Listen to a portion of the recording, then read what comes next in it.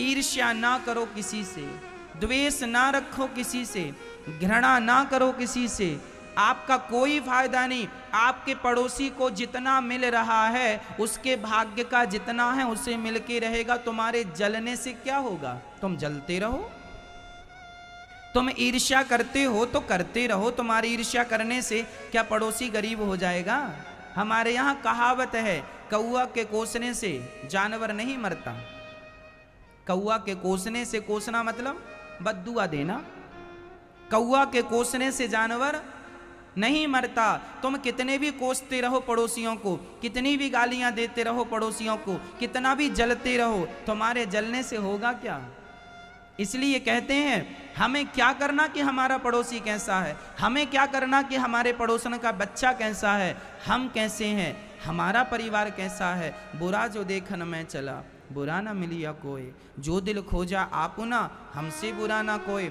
सबसे बुरे हम ही थे लेकिन हमने कभी अपनी बुराई ना देखकर सदा दूसरों को बुरा ठहराया है। इसलिए वो तो बुरा ना हो सके, बुरा कहते कहते हम ही बुरे हो गए। इसलिए बदलाव चाहते हो संसार में तो अपने आप को बदल डालो। अपने आप से शुरुआत करो, अपनी सोच अच्छी करो, अपने विचार अच्छे करो, खुश रहो, प्रसन्न रहो, अपनी मस्ती में मस्त रहो। हमें पता ही नहीं कि हमारा पड़ोसी कैसा है। क्या करना है हमें? ध्रुव जी गोद में क्या बैठ गए, सौतेली माँ ने हाथ पकड़कर नीचे गिरा दिया। चल तू इस गोद में नहीं बैठ सकता। उस नन्हे से बालक ने प्रश्न किया, माँ मैंने कौन सा अपराध कर दिया कि आपने मुझे हाथ पकड़ के नीचे गिरा दिया? तो जानते हो सौतेली माँ ने क्या जवाब दिया? तू अभागिन का बेटा है, तेरी माँ अभागिन है। क्यों मेरी माँ भागिन है? क्योंकि तुझ जैसे बेटे को पैदा किया है। ये दुनिया के लोग ना मैया कुछ भी बोलते हैं, कुछ जो मन में आया बोल दिया। इसलिए कहते हैं बोलने के पहले जरा देख लिया करो अपने शब्दों को तौल कर, ये शब्द बोलने के लायक है या नहीं। जो शब्द बोलने के लायक नहीं है उन्हें कभी नहीं बोलना चाहिए। अच्छा मैं ये एक बात बताओ, आपको कोई गलत शब्द कह दे आपको बुरा लगता है कि नहीं? आपको कोई गलत शब्द कह दे बुरा लगता है? हाँ या ना? यदि हमें सुनने में बुरा लगता है गलत शब्द तो हम जिसके लिए बोल रहे हैं क्या उसको बुरा नहीं लगेगा? हमारे बड़े बुजुर्ग कह गए हैं कि वही व्यवहार करना चाहिए सामने वाले के साथ जो व्यवहार हम स्वयं को अच्छा लगे। जो व्यवहार हमें अच्छा लगे वही व्यवहार सामने वाले से करो। हमें अच्छा नहीं लग रहा है, आपकी गालियां यदि हमें अच्छी नहीं लग रही हैं तो हम जिसे गालियां दे रहे हैं क्या उसे अच्छी लग रही होंगी? इसलिए जब हमें गालियां सुनने में अच्छी नहीं लगती तो हमें उन गालियों का प्रयोग नहीं करना चाहिए किसी के प्रति, किसी के लिए। वो व्यवहार कभी ना करो किसी के साथ जो व्यवहार स्वयं को पसंद ना हो। हमें नहीं पसंद कि आप हमें गालियां दें, फिर हमें जब पसंद नहीं है तो हम क्यों किसी को दें? इसलिए शब्दों पर नियंत्रण हो आपका, कंट्रोल। वही शब्द हो, उचित अनुचित नहीं। सौतेली मां सुरुचि ने उस नन्हे से 5 साल के बच्चे का भरपूर अपमान कर दिया। तपसाराध्य पुरुषम तस्यैवानुग्रहेण में गर्भे त्वं साधयात्मानम यदि छसीन रपासनम। जा, तूने अभागिन के गर्भ से जन्म लिया है इसलिए इस गोद में बैठने का अधिकारी नहीं है। खूब अपमान किया। नन्हा सा बालक ध्रुव जी रोते रोते अपनी माँ के पास चले गए। माँ ने पुत्र को रोता देखा। क्या हुआ लाल? रोते हुए ध्रुव जी ने कहा, माँ मेरा अपमान किया होता मेरी सौतेली माँ ने, मैं बर्दाश्त कर लेता, पर माँ ने आपका अपमान किया है। कह दिया तू अभागिन का बेटा है। माँ क्या तुम अभागिन हो? माँ ने सिर पे हाथ फेरते हुए कहा, बेटा सच कहा है तेरी सौतेली माँ ने, मैं अभागिन हूं। क्यों? तुम अभागिन कैसी हो माँ? अरे बेटा मैं भाग्यशाली होती तो तुझे तेरे पिता की गोद में ना बैठा देती।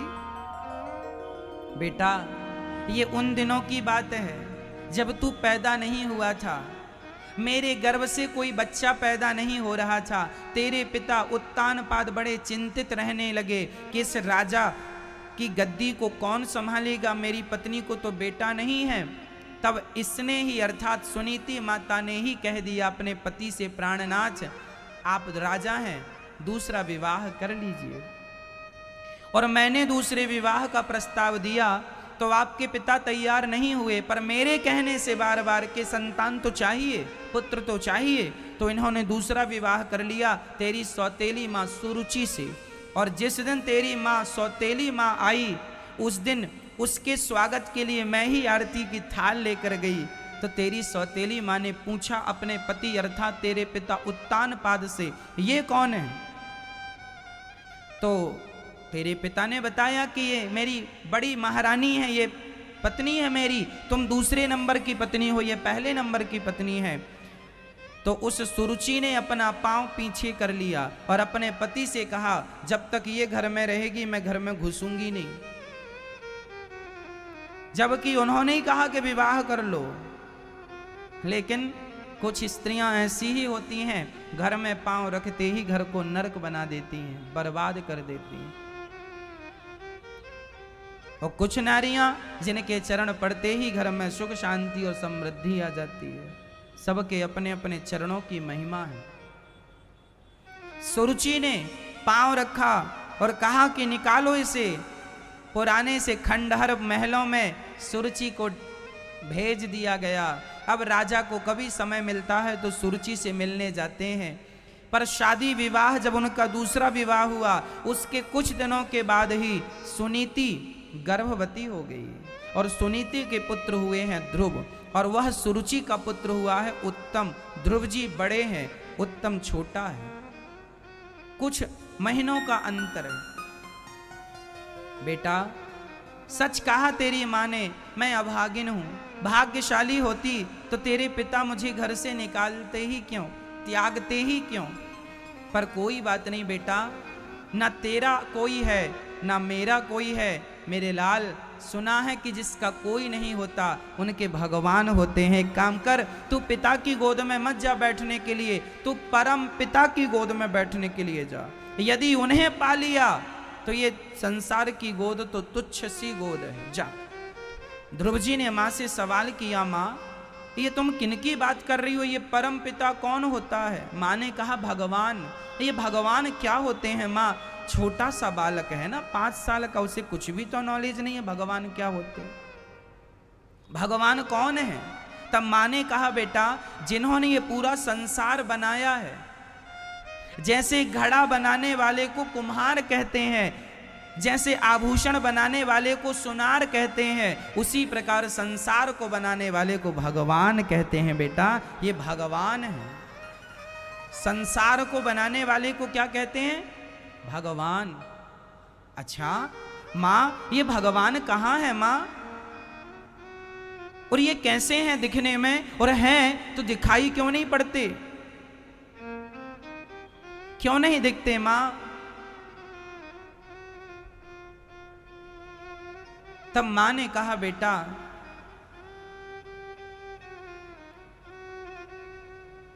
भगवान इसलिए नहीं दिखते क्योंकि भगवान ही संसार के रूप में दिख रहे हैं, संसार में समाये हैं। कैसे समाये हैं मां? तब मां ने उत्तर दिया, बेटा जैसे दूध में घी समाया है, दूध में घी समाया है, परंतु दूध में घी दिखता नहीं है। हाँ, यदि दूध का दही बनाया जाए और दही का मंथन किया जाए तो मक्खन निकलता है, उसे पकाकर आप घी तक पहुंच सकते हैं। उसी तरह जैसे घी तक पहुंचने की एक विधि है, एक मार्ग है, इसके बाद ये, इसके बाद ये, उसी प्रकार भगवान तक पहुंचने का भी एक साधन मार्ग है। क्या मार्ग है मां? बेटा जैसे दूध में घी होता है पर बिना मंथन के वह प्रकट नहीं होता।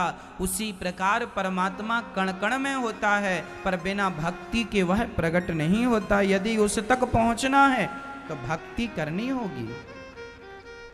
सिद्धांत सिंपल है। यदि मक्खन तक पहुंचना है तो दही का मंथन करना ही पड़ेगा। बिना मंथन किए क्या मक्खन तक पहुंचा जा सकता है? यदि बिना मंथन किए मक्खन तक नहीं पहुंचा जा सकता तो बिना भक्ति किए भगवान तक भी नहीं पहुंचा जा सकता। सिंपल है। अच्छा मैया ये बताओ कि संसार में भगवान कैसे समाये हैं?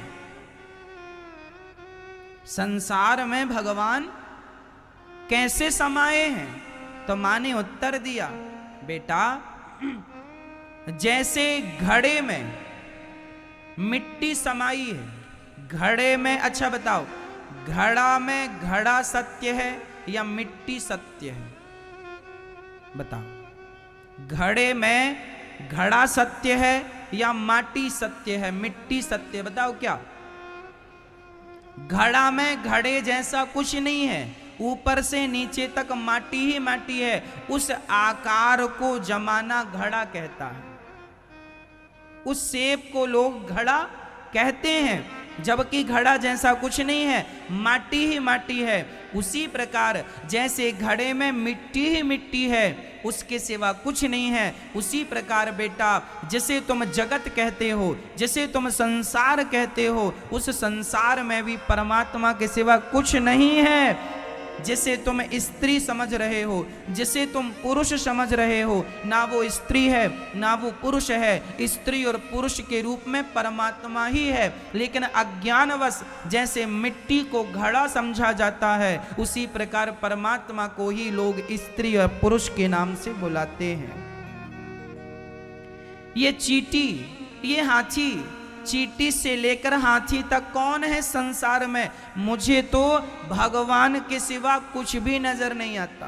गोस्वामी तुलसीदास जी लिख रहे हैं, सिय राम मैं सब जग जानी, करहूं प्रणाम जोरी जुग पानी, सर्वम खलविदम ब्रह्म निज प्रभु मैं देखहि जगत, केहि सन करहि विरोध।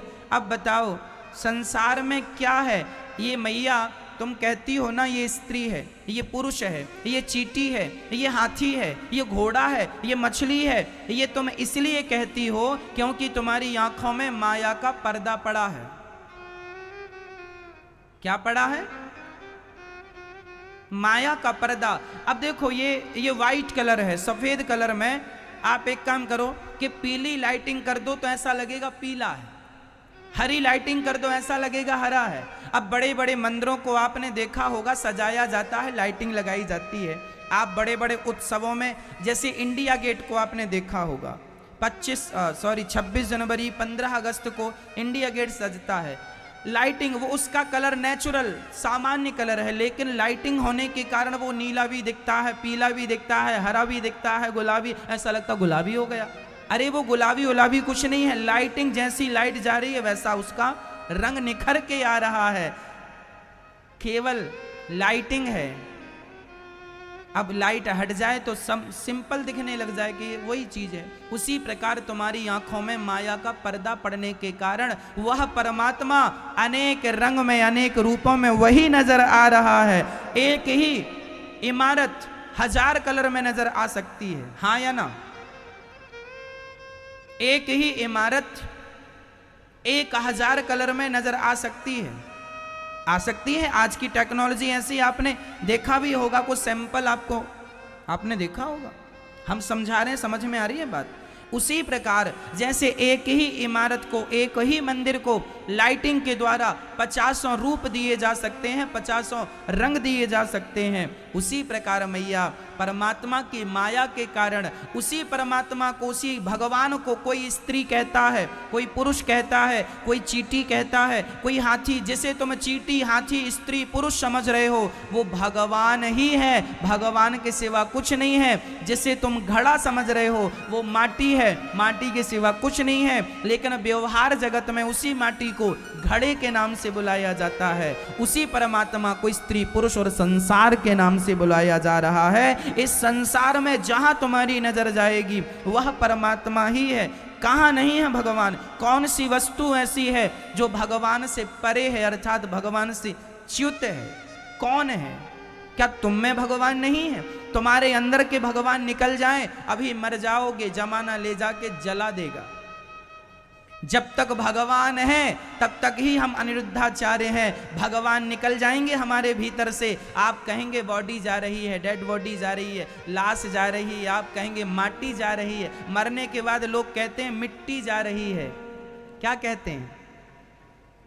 क्या कहते हैं? यही तो कहते हैं ना, मिट्टी जा रही है। तुम आदमी कब तक हो, तुम स्त्री कब तक हो? जब तक तुम्हारे अंदर प्राण है। और प्राण क्या है? परमात्मा ही प्राण के रूप में तुम्हारे भीतर समाये है। वो निकल जाए तुम माटी हो।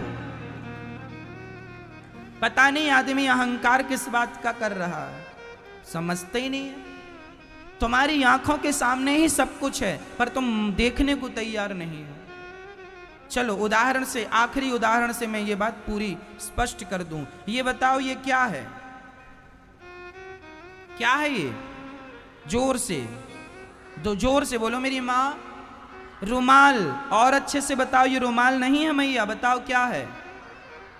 कपड़ा। कोई कहता है रुमाल है, कोई कहता है कपड़ा है। ना तो ये रुमाल है ना तो ये कपड़ा है। मैं साबित कर दूंगा, सिद्ध कर दूंगा कि ना ये कपड़ा है ना रुमाल है। बताओ इसमें तीसरी चीज और है क्या? धागा। धागा है ये? अच्छा मैं कहूं कि धागा भी नहीं है, फिर क्या सिद्ध करेंगे? धागा भी नहीं है ये। रुई, कपास। रुई, रुई जानते हैं? कॉटन, रुई, कपास, कुछ भी कहो। एक्चुअली रुई है, रुई से धागा बनता है। धागा से इसका मैं एक एक धागा निकालना स्टार्ट कर दूं तो ना कपड़ा रह जाएगा ना रुमाल रह जाएगा। एक्चुअली ये धागा है, लेकिन लोग इसे कपड़ा और रुमाल समझते हैं। उसी प्रकार ये भगवान ही भगवान है, लेकिन उस भगवान को ही तुम स्त्री और पुरुष और संसार माने बैठे हो। हम क्या करें? जैसे इस कपड़े में धागा समाया है उसी प्रकार तुम में भगवान समाये हैं, कण कण में भगवान समाये हैं। हरि व्यापक सर्वत्र समाना, ईश्वर समान रूप से व्याप्त है। कहाँ? सर्वत्र, सब जगह भगवान है। कोई भी कण उठा लो वह भगवान है। लेकिन अब अज्ञान का पर्दा पड़ा है, नजर नहीं आ रहा। कठपुतली का नाच तो देखा होगा। कठपुतली नाचती है, उसका धागा उंगलियों में फंसा के रखता है नचाने वाला। वो जैसे नचाता है पुतली वैसे नाचती है। हम सभी के धागे परमात्मा की उंगलियों में कसे हुए हैं। वो जैसे नचाएंगे हम वैसे ही नाचेंगे। सबके धागे उन्हीं के पास हैं। जबरदस्ती व्यक्ति अहंकार में घूमता है, समझता नहीं है। तुम्हारी श्वासें परमात्मा के हाथ में है। आपने बाजार में, मेला में वो छोटे छोटे गुड्डे देखे होंगे, चाबी वाले बच्चे खेलते हैं। चाबी भर दो और छोड़ दो, खुट खुट खुट खुट खुट खुट खुट खुट करके चलता है। ये गुड्डा गुड्डी उतनी ही देर चलते हैं जितनी चाबी भरी होती है। चाबी खत्म, रुक जाएगा। बस तुम और हम भी गुड्डा गुड्डी हैं, परमात्मा के खिलौने हैं। जितनी चाबी वो भरेगा उतना ही तुम और हम चलोगे। चाबी खत्म, जहां की तहां रुक गया। एक कदम नहीं बढ़ा सकते आप। चाबी खत्म होने के बाद आप और हम एक कदम भी बढ़ा नहीं सकते। लेकिन जब तक बढ़ा रहे हैं तब तक ऐसा आप मान रहे हैं हम ही भगवान हैं। आदमी इतना अहंकार में डूबा है उसे लगता है मैं ही भगवान हूं। इतना अहंकार है उसे ये लगता है मैंने ही संसार बनाया है। उसे ये लगता है मैं ही सबका पालन हार बना बैठा हूं। उसे ये लगता है मैं ही सबको रोटियां खिला रहा हूं। ये अहंकार, एटीट्यूड, ईगो, दर्प, पता नहीं घमंड कब जाएगा आदमी का। ध्रुव जी ने मां से प्रश्न किया, मां भगवान संसार में कैसे समाये हैं? कोई आपसे प्रश्न करे भगवान कहाँ हैं? कण कण में हैं। कैसे हैं? जैसे दही दूध में घी है, दही में मक्खन है, वैसे कण कण में भगवान है। जैसे समुद्र की प्रत्येक बूंद में, समुद्र की प्रत्येक बूंद में जैसे जल समाया हुआ है, उसी प्रकार सृष्टि के कण कण में परमात्मा समाये हुए हैं। वैसे ही जैसे समुद्र की हर बूंद में क्या समाया है? समुद्र की हर बूंद खारी है कि नहीं? हाँ या ना? खारी है।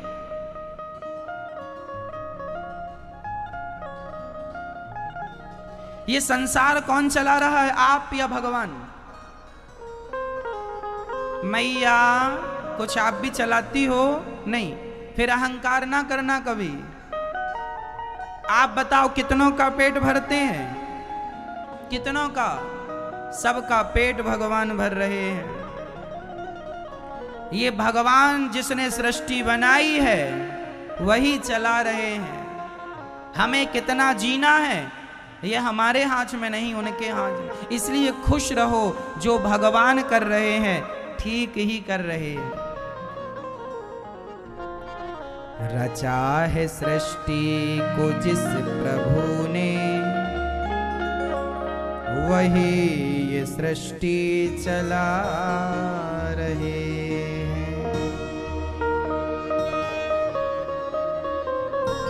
जो पेड़ हमने लगाया पहले, जो पेड़ हमने लगाया पहले, उसी का फल हम अब पा रहे हैं। जो अब पिछले जन्म में तुमने किया था अच्छा या बुरा, उसी का फल आज पा रहे हो। जैसा पेड़ बोए बबूल का, आम कहाँ से आए? जो बोया है वही काट रहे हो। आप बोल रहे हो महाराज जी हम बड़े दुखी हैं, तुम्हारे दुख का जिम्मेदार कौन है? बताओ आपके दुख का जिम्मेदार कौन? मैया, ओ मेरी माँ, बताओ आपके दुखों का जिम्मेदार कौन है? कौन? हमारे दुखों के जिम्मेदार हम खुद हैं, और हमारे सुखों के जिम्मेदार भी हम स्वयं हैं। भगवान तो केवल जज बने बैठे हैं। वो तो आपके बुरे कर्मों का फल बुरा देते हैं, अच्छे कर्मों का फल अच्छा देते हैं। लेकिन कोई भगवान के चरणों में समर्पण कर दे तो भगवान उसके सारे बुरे कर्मों को भुलाकर उसको अच्छाई से भर देते हैं। उसको नरक से निकालकर उसको सुखों से, खुशियों से भर देते हैं। जिन्होंने ये संसार बनाया है वही ये संसार चला रहे हैं। इसलिए जैसी उनकी मर्जी है उन्हीं की मर्जी में अपनी मर्जी को मिला लो। अपनी मर्जी ज्यादा ना चलाया करो।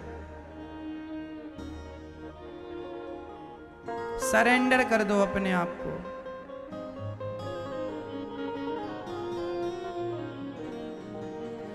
जिन्होंने भेजा जगत में जाना, तय कर दिया लौट के फिर से आना।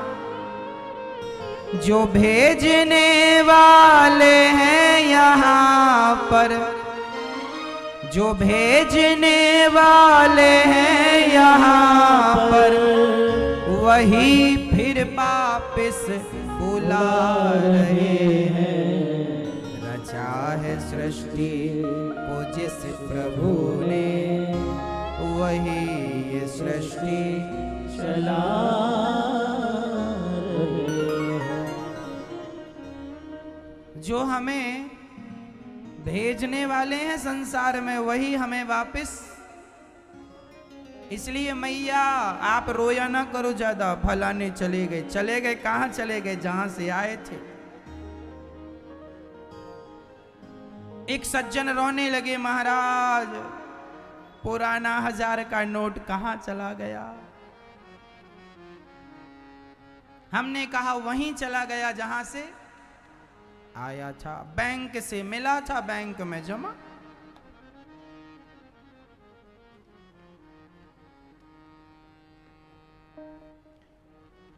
जो भगवान के घर से आप और हम आए हैं, वो भगवान के घर में वापस जाएंगे। और सुनो, यदि कोई रह जाए, कोई कहे हम नहीं मरेंगे, तो मत मरो, फिर रहो यहीं। रह जाओगे तो कोई वैल्यू नहीं है। जिनके पास 1500 का पुराना नोट रह भी गया, उसकी क्या वैल्यू है? तो समय से तुम जमा नहीं करोगे तो वैल्यू खत्म है। आदमी 90 साल में मर जाए अच्छा है, 90 के बाद जिंदा रहा 100 साल तक, कोई वैल्यू नहीं रहेगी। फिर जमा हो ही नहीं रहा, हो ही नहीं रहा जमा। अब घर में पड़ा है, घर वाले, एक जगह हम गए, उनके घर वाले बोले महाराज हमारे दादाजी को ऐसा आशीर्वाद दो निपट जाएं। हमने कहा ऐसा तो कोई आशीर्वाद है नहीं। हमने कहा कितने साल के हैं? बोले 97 साल के हैं, 97। मरते ही नहीं। हमने कहा अमर कौआ खा के आए हैं, मरते ही नहीं। अच्छा मैया ज्यादा जिंदा रहोगे। अब जिन्होंने 1000 का नोट जमा नहीं किया, होशियारी में धरे हैं उनके कागज के टुकड़ों की तरह, इसलिए 80 साल में जमा हो जाओ, 85 साल 90 साल में तो जमा हो ही जाओ। और उसके बाद भी बचे रहे तो फिर कोई वैल्यू। हमारे यहां कहावत है, बहु जीना बहु जोतना क्यों ना मुसीबत होए। बहुत जीना भी अच्छा नहीं, समय से मर जाओ अच्छा है। अब ऐसा नहीं कि आप लोग मरने के लिए अब जहर वहर खाने लग जाओ, ऐसे नहीं। अपनी मौत से, अपनी मौत से बहुत ज्यादा जीना भी अच्छा नहीं।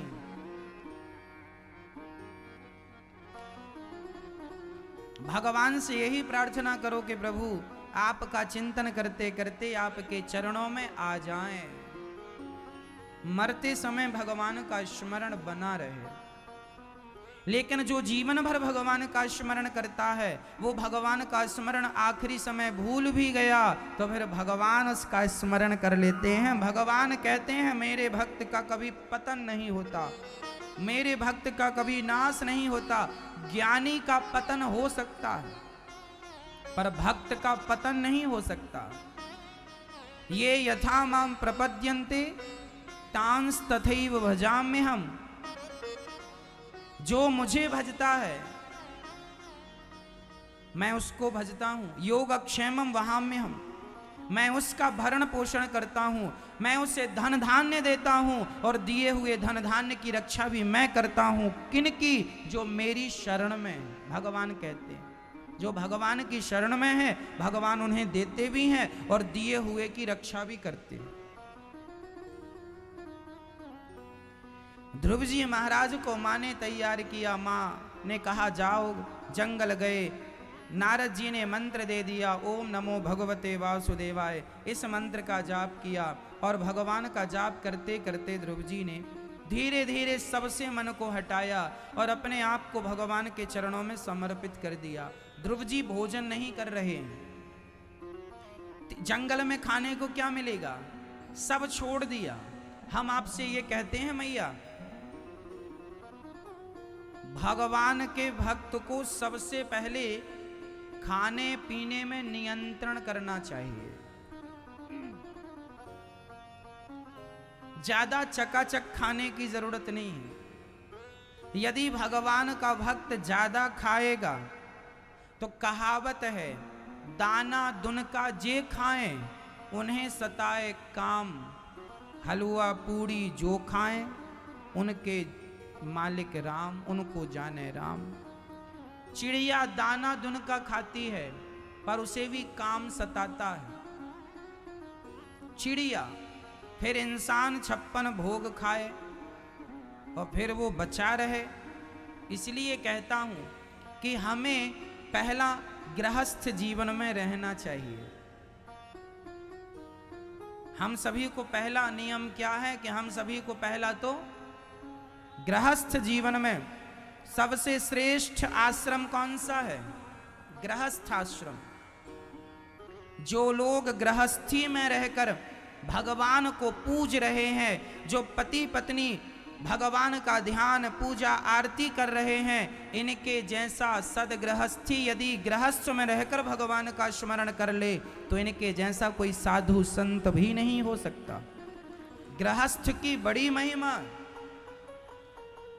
बस तुम गृहस्थी में रह के उस गृहस्थी का ठीक ठीक से पालन कर लेना। लेकिन आजकल का गृहस्थी केवल पैसा कमाता है, भोग भोगता है। दो काम रह गए हैं, भोग भोगता है, पैसा कमाता है, भोग भोगता है, पैसा। ये गृहस्थी के ये काम नहीं है।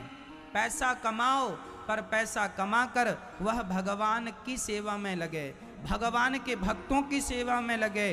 खूब पैसा कमाना चाहिए और खूब पैसा कमा के उस धन से खूब परोपकार करना चाहिए, पुण्य करना चाहिए। यही गृहस्थी का धर्म है। दोनों पति पत्नी भगवान को नहलाओ, दोनों मंदिर जाओ, दोनों कथा। ज्यादा पैसा आवे तो कथा खूब सुनो, भागवत जी कराओ। खूब पैसा आवे तो दान पुण्य करो, भंडारा लंगर अन्न क्षेत्र चलाओ। दोनों पति पत्नी कथा सुनो, दोनों पति पत्नी भगवान का कीर्तन करो, दोनों पति पत्नी भगवान का चिंतन करो, दोनों तीर्थ यात्रा करो, दोनों सेवा करो, दोनों ब्राह्मणों के चरण धोइए, दोनों साधु संतों की सेवा कीजिए, दोनों मन लगाकर भगवान का चिंतन करो। फिर तो तुम ऐसे गृहस्थी बन जाओगे कि तुम्हें कोई दर्शन तुम्हारा कर लेगा तो तुम्हारे दर्शन मात्र से सामने वाले के समस्त पापों का नाश हो जाएगा। सदगृहस्थ की बड़ी महिमा। किस गृहस्थ की महिमा है? सदगृहस्थ। सदगृहस्थ क्यों? गृहस्थ नहीं, सदगृहस्थ। जो गृहस्थी सच्चाई से चल रहा है, जो अपनी पत्नी के साथ रहकर भगवान में लगा हुआ है, जो अपने बच्चों को भगवान से लगाए, बच्चों को लेकर बिहारी जी का दर्शन करने कराने जाए, बच्चों के हाथ से, पत्नी के हाथ से, अपने हाथ से दान पुण्य करे, संतों की सेवा करे, गौ माता की सेवा करे, कथा भागवत सुने, सत्संग करें, कीर्तन करें और खूब पैसा भी कमाएं। मन लगा के बिजनेस भी करो, मन लगा के काम भी करो, खूब पैसा कमाओ। लाख रुपए महीना कमाते हो, 4 लाख कमाना शुरू करो। 4 लाख महीना कमाते हो, 20 लाख रुपए महीना कमाओ, खूब पैसा कमाओ। लेकिन उस धन को धर्म से जोड़ते रहो। धन हो पर धर्म के लिए। लेकिन आज कुछ लोगों का धन है तो क्या करते हैं? धन का शराब पीते हैं, उल्टे सीधे खर्चे करते हैं। धन है, उल्टे काम, कोई चरस अफीम खा पी रहा है, पैसे का दुरुपयोग नहीं तो क्या है ये? इसलिए ना, धन याद रखना मैया, धन से धर्म भी होता है और धन से अधर्म भी होता है, धन से सदकर्म भी बनते हैं। अरे धन आवे तो धर्म से जोड़ो, और धन आकर गलत काम करोगे, लोक परलोक दोनों बिगड़ जाएगा। इसलिए जब धन आवे, कई लोग धन पाकर ऐसे अकड़ना शुरू हो जाते हैं, मुर्दे की तरह ऐसे अकड़ जाते हैं। धन पाकर अकड़ना नहीं है। आम का वृक्ष जब फलों से लदता है तो आम का वृक्ष फलों से लदने के बाद वो अकड़ता है कि झुकता है? क्या होता है? झुकता है। झुकता वही है जिसमें जान होती है, अकड़ खास मुर्दे की पहचान होती है। इसलिए धन दें भगवान तो झुक जाइए। जितना ज्यादा धन उतनी ज्यादा नम्रता। आपके अंदर क्या होनी चाहिए? नम्रता। क्या होनी चाहिए? जोर से बोलो। नम्रता। विद्या हमें क्या देती है? आप बहुत विद्वान हैं, इसका क्या फल है? आप विद्वान हैं, कैसे पता चलेगा कि आप विद्वान हैं?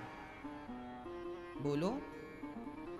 मेरे अंदर बहुत अहंकार आ जाए अपनी विद्या का तो क्या आप मुझे विद्वान समझेंगे? और मैं विद्वान होकर झुकना शुरू कर दूं, नम्र हो जाऊं, सरल हो जाऊं। विद्या क्या देती है? विद्या ददाति विनयम। विद्या क्या देती है? विनय मीन्स नम्र बनाती है। जो व्यक्ति सरल है, सहज है, उसी को सबसे विद्वान समझना चाहिए। जो व्यक्ति सरल नहीं है, सहज नहीं है, वो कितना भी पढ़ा लिखा हो, उसके जैसा मूर्ख कोई नहीं है। आप पढ़ लिख करके अकड़ गए, अहंकारी हो गए, तो क्या आप अहंकार के लिए पढ़े लिखे? अहंकार तो फिर अनपढ़ भी करते हैं। फिर अनपढ़ ही अहंकार कर ले तो तुम पढ़े लिखे हो के भी अहंकार ही कर रहे हो, तो उस अनपढ़ में और तुम में अंतर क्या रहा? इसलिए विद्वान की पहचान क्या है? वो सरल होता है, सहज होता है, उसे गुस्सा नहीं आता।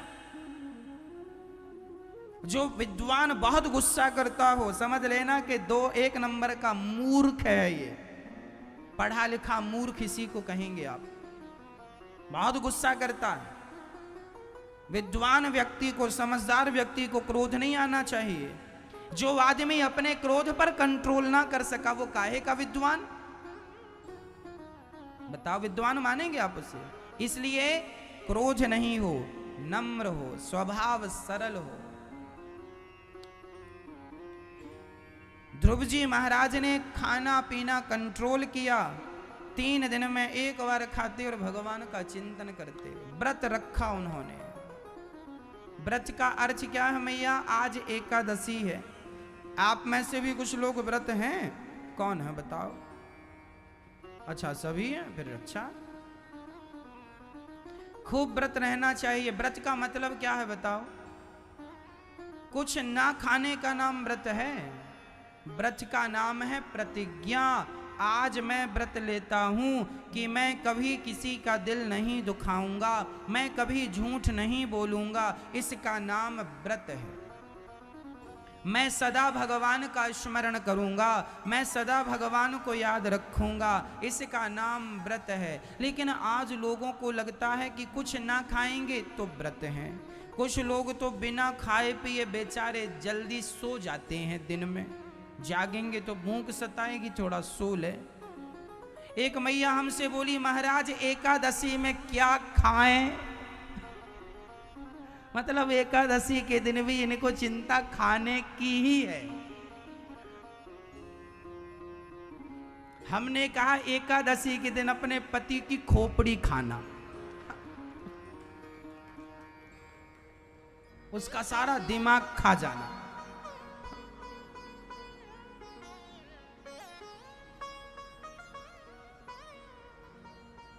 क्या खाएं? तो खाना ही है तो दाल रोटी खाओ अपना। काहे एकादशी कर रहे हो? कौन कहता? खूब खाओ पेट भर के। ऐसे नहीं व्रत रखा जाता। महाराज क्या खा ले? दिन भर आग लगे थारी पोथी में, ध्यान धरो मेरो रोटी में। कहावत है, आग लगे तेरी पोथी में, ध्यान धरा मेरा रोटी में। ऐसा भी व्रत किस काम का? व्रत का अर्थ ये बिल्कुल नहीं है। फिर व्रत का अर्थ क्या है?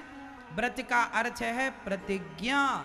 जैसे भीष्म पितामह ने प्रतिज्ञा की, मैं अखंड व्रत लेता हूं, अखंड ब्रह्मचर्य का पालन करूंगा, ये व्रत है। ध्रुव जी ने व्रत लिया, मैं भगवान को पाकर ही लौटूंगा, ये व्रत है। मैं रोज भगवान का भजन करूंगा, ये व्रत है। मैं कभी किसी का दिल नहीं दुखाऊंगा, ये व्रत है। मैं सदा सत्य बोलूंगा, ये व्रत है। मैं रोज 2 मिनट ही सही कथा सुनूंगा, ये व्रत है। मैं रोज भगवान का नाम जपूंगा, ये व्रत है। फिर आप लोग ये व्रत रखते हैं। देखो, व्रत का कोई कहे कि मैं भूखा रहूंगा तो भगवान प्रसन्न होंगे। यदि भूखे रहने से भगवान प्रसन्न होते तो लोग भूखे मर जाते हैं, भगवान को ना पा लेते। भूखे रहने से भगवान नहीं मिलता मेरी माँ। तुम खूब खाओ पर श्रद्धा बराबर रहे। भगवान भूखे से नहीं मिलते, भगवान प्रेम से मिलते हैं। राम ही केवल प्रेम प्यारा। फिर अब आप सवाल करेंगे महाराज जी फिर व्रत क्यों रखा जाता है? हाँ, मैं इसका भी निराकरण करता हूं। जैसे आज एकादशी है, एकादशी में हमें व्रत करना चाहिए। मेरा भी आज व्रत है, पर कौन सा व्रत है? एकादशी के दिन हमें अन्न ग्रहण नहीं करना चाहिए। क्यों नहीं करना चाहिए? इसलिए, ये साइंटिफिक बोल रहा हूं मैं, विज्ञान कहता है, मेडिकल साइंस कहता है कि यदि आप 15 दिन में एक दिन यदि खाली पेट रहेंगे तो आपके जो पेट में कचरा जमा हुआ है 15 दिन से वो खाली हो जाएगा। जो आपकी पाचन शक्ति है वो बढ़ जाएगी। आपके अंदर जो रोग पनप रहे होंगे वो रोग समाप्त हो जाएंगे। भूखे रहने से ये बेनिफिट है।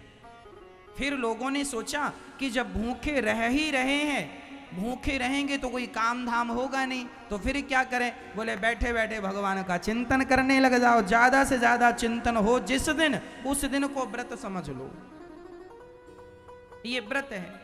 कम खाओ और भगवान में ज्यादा मन लगाओ, इसका नाम व्रत है। लेकिन आजकल लोग व्रत के दिन और ज्यादा खाकर भजन बिल्कुल नहीं करते, उनका नाम व्रत है। व्रत का अर्थ होता है कि भोजन कम लो, आहार कम लो, ज्यादा से ज्यादा भजन करो। अच्छा देखो, भोजन में मात्रा लगी है, भा में ओ की मात्रा, भो मात्रा लगी है भोजन में, और भजन भजन में मात्रा नहीं है। अर्थ यही निकला, भोजन करो तो मात्रा से करो, ज्यादा ना खा लेना, नहीं पेट पकड़ के भागना पड़ जाए। तो भोजन करो मात्रा से, पर भजन कोई मात्रा नहीं, अनलिमिटेड करते जाओ भजन। खूब भजन करो, खूब स्मरण करो भगवान का। ज्यादा से ज्यादा जिस दिन आपका स्मरण भगवान का हो, ज्यादा से ज्यादा आप शुद्ध मन से भगवान का स्मरण करें, वही भजन है, वही व्रत है। एकादशी का व्रत करना चाहिए। एकादशी के दिन चावल नहीं खाना चाहिए। क्यों? क्योंकि सारे एकादशी कौन है? एक राक्षस था, उस राक्षस को मारने के लिए भगवान ने एकादशी को प्रकट किया था। एकादशी ने उस राक्षस को मारा, और वही राक्षस जाके चावलों के खेत में जाके छिप गया। सबसे पूछा एकादशी ने, कहाँ है? चावलों से उसने दोस्ती कर ली। चावलों ने पता दिया नहीं, बाद में पता चला तो एकादशी ने कह दिया, चावलों को तुमने इस दुष्ट पापी को पनाह दी है, इसलिए तुम्हें हम स्वीकार नहीं करेंगे। इसलिए एकादशी के दिन चावल वर्जित है। कहते हैं सारे पाप शरीर से निकलकर चावल में समा जाते हैं, और उस दिन चावल कोई खाए तो समस्त पाप फिर भी भीतर प्रवेश कर जाते हैं। इसलिए एकादशी के दिन चावल नहीं खाना चाहिए। चावल खाने से समस्त पाप जो चावल में छिपे हैं वो फिर भीतर प्रवेश कर जाते हैं। ऐसा आध्यात्म विषय है। तो आप व्रत कर लिया करिए, भगवान का चिंतन ज्यादा कीजिए, ज्यादा से ज्यादा स्मरण कीजिए। और व्रत का अर्थ बता दूं सिंपल भाषा में, उस दिन भगवान की भक्ति में इतने खो जाओ, इतने डूब जाओ भगवान के स्मरण में कि पता ही ना चला कि आज हमने भोजन किया है कि नहीं। बस ये अर्थ है।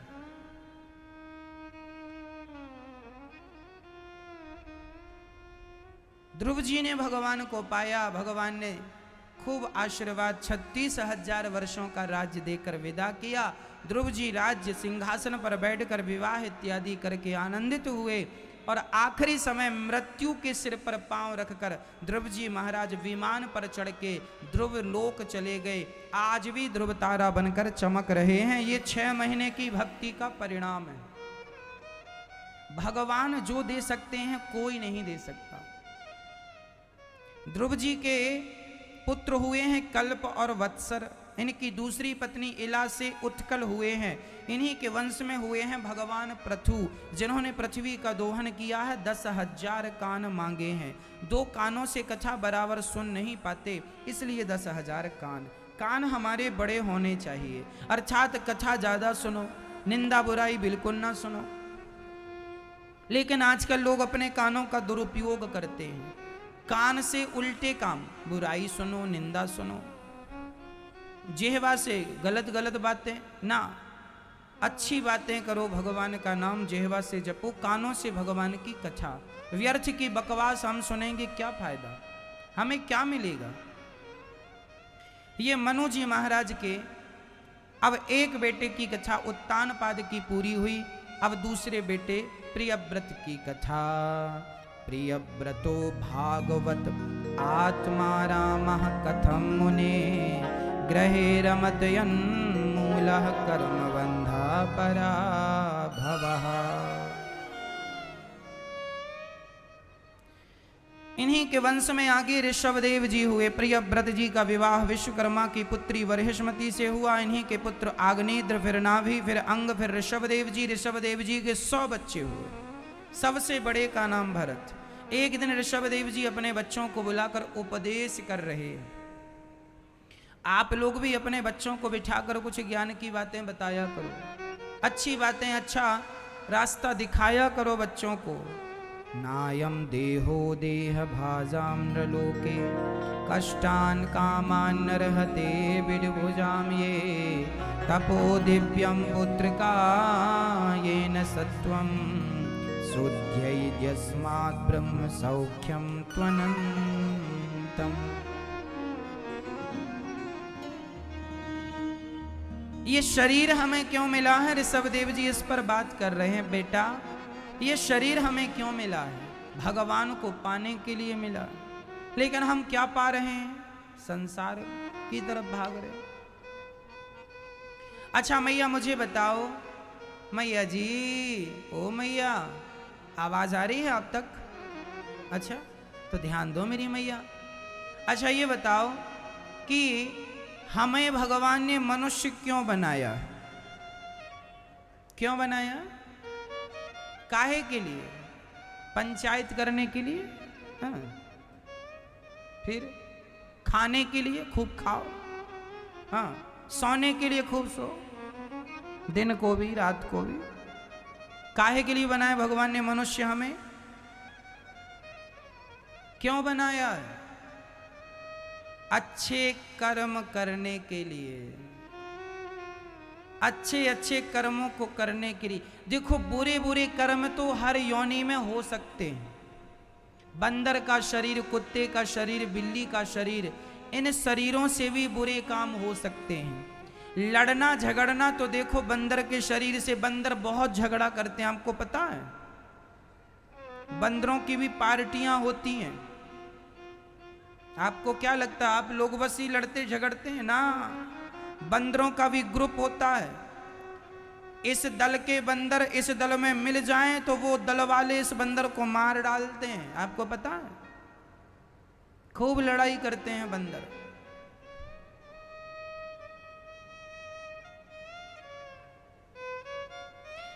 बंदरों की ऐसी सीमा होती है कि इस तरफ का बंदर इस तरफ नहीं जाता और इस तरफ का बंदर इस तरफ नहीं। वो अपनी अपनी मर्यादाओं में रहते हैं। बंदर खूब लड़ते हैं साहब, खूब खूब झगड़ा करते हैं।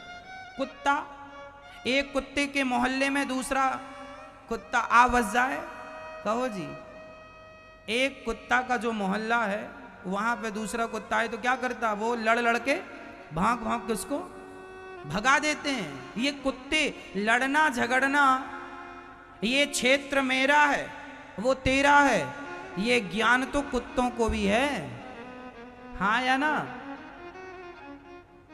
इसलिए तो कहावत में कहते हैं अपने अपने घर का कुत्ता भी शेर होता है।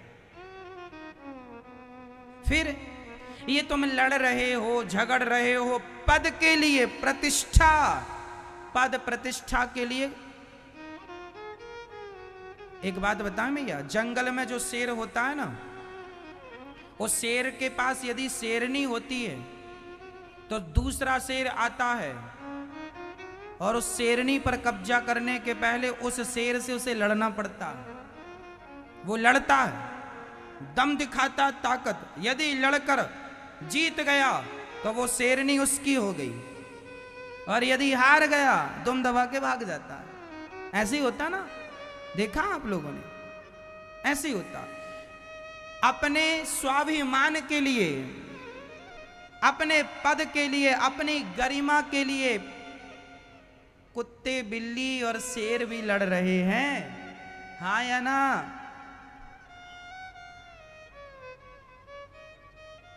फिर और तुम भी लड़ रहे हो अपने भाई से, ये मेरा है, ये मेरा है।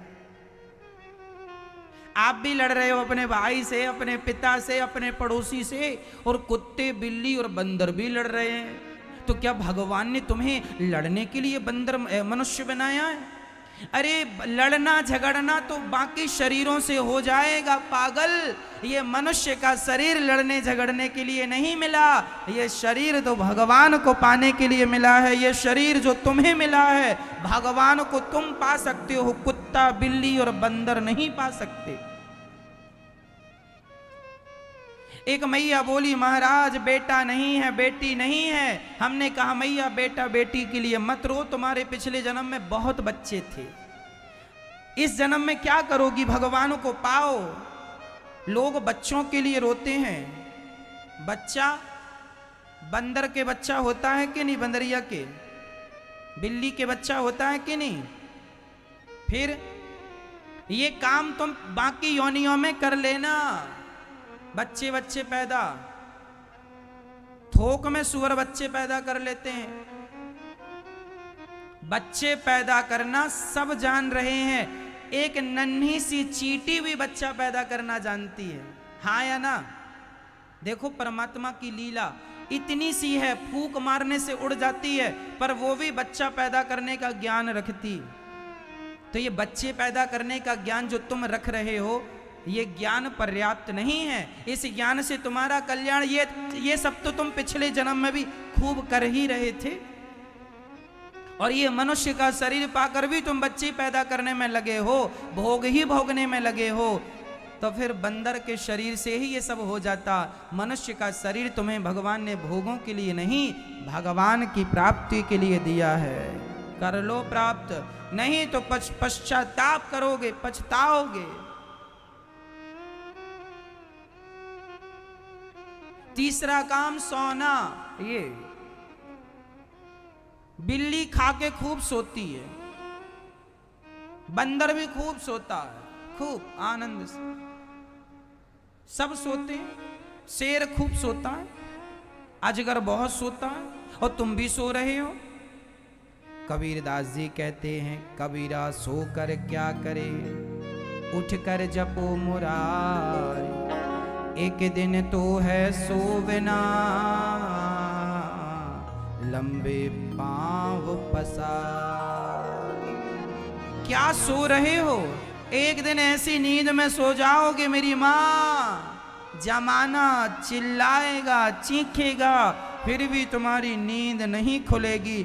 एक दिन तो सोना ही है, जब तक जाग रहे हो तब तक भगवान का स्मरण कर लो, भगवान का चिंतन कर लो, सो तो जाना ही है। ऐसी नींद में सोएंगे आप, हम खूब बाजे बजेंगे, खूब रोएंगे रोने वाले, फिर भी हम नहीं जागेंगे। था मैं नींद में, मुझे जगाया जा रहा था, ना जाने कौन सा अजब दिन था वो, बच्चों की तरह सजाया जा रहा था। ना जाने कौन सी वो अजब घड़ी थी, कंधों पर उठा उठा कर मुझे ले जाया जा रहा था। जिंदा था जब मैं, जिंदा था जब मैं, किसी ने रुमाल भी ना दिया, मर गया शॉल चादर से उड़ाया जा रहा था मैं। जिंदा था, प्रेम से किसी ने एक बात भी ना की, मर गया तो रो रो कर जगाया जा रहा था मुझे। जिंदा था तो प्यार से कोई बात भी करने को तैयार नहीं, और मरने पर जमाना आंसू बहाता। जिंदा था, रेलवे स्टेशन तक साथ में जाने को कोई तैयार ना हुआ, मर गया। शमशान तक लोग संग जा रहे थे, और वो भी कंधों पर उठा उठा के।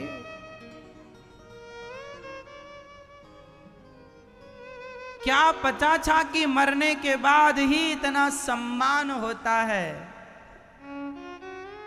क्या पता था मरने के बाद इतना सम्मान होता है? नहीं तो कब का मर गया होता मैं। इसलिए कहते हैं मैया मर जाओ। कैसे? संसार के लिए मर जाओ। किसके लिए मर जाओ? चलो आप को मैं ठीक से समझाऊं, नहीं तो आप कहेंगे महाराज जी आप हमें मार रहे हैं ना।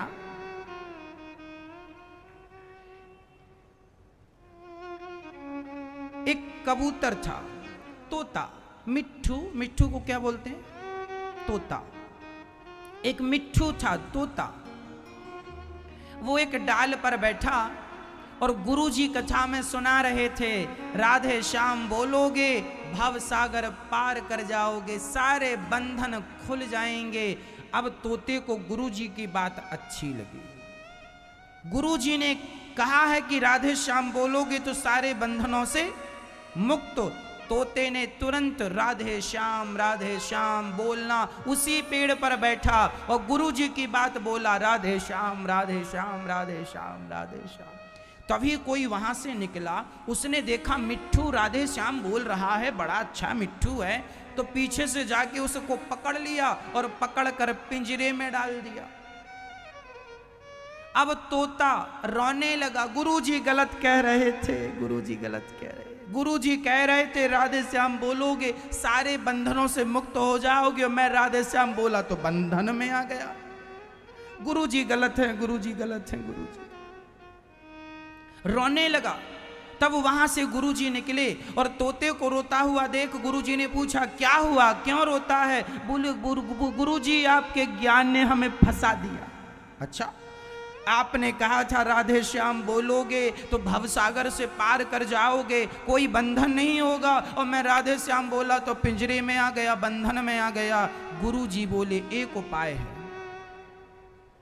राधे श्याम बोलने वाले को मरना पड़ता है, तू एक काम कर मर जा। अरे गुरुजी में कैसे? अरे पागल, झूठ मूठ का मर जा, सच्ची का नहीं।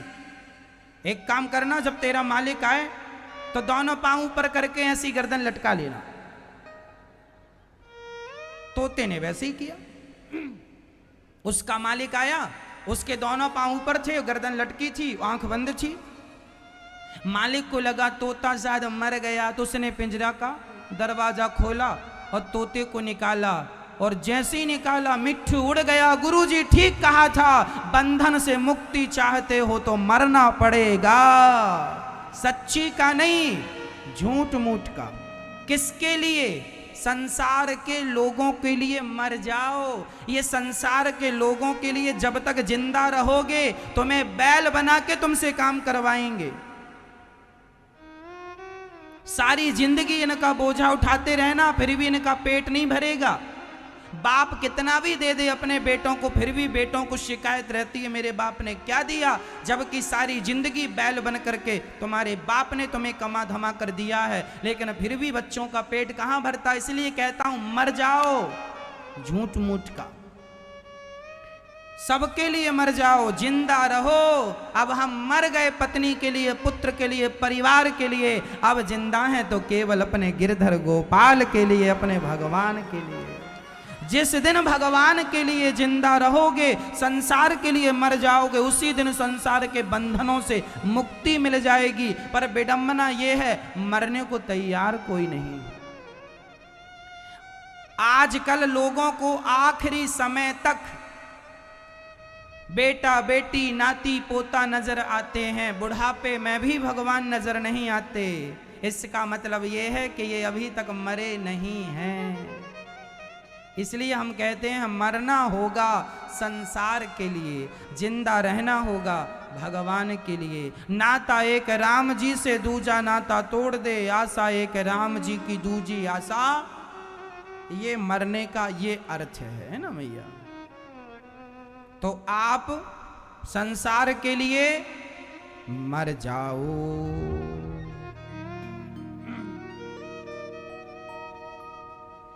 श्री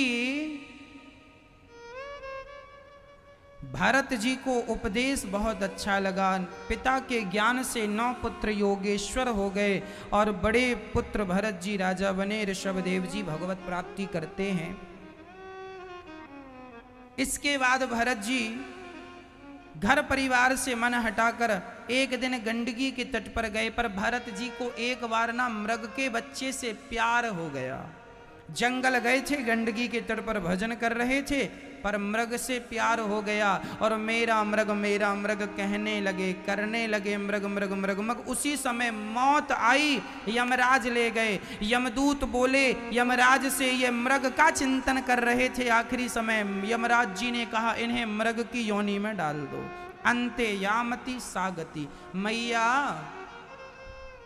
ओ मैया, आपको आखिरी समय जिस चीज का स्मरण आएगा, अगले जन्म में आप वही बनोगी या बनोगे।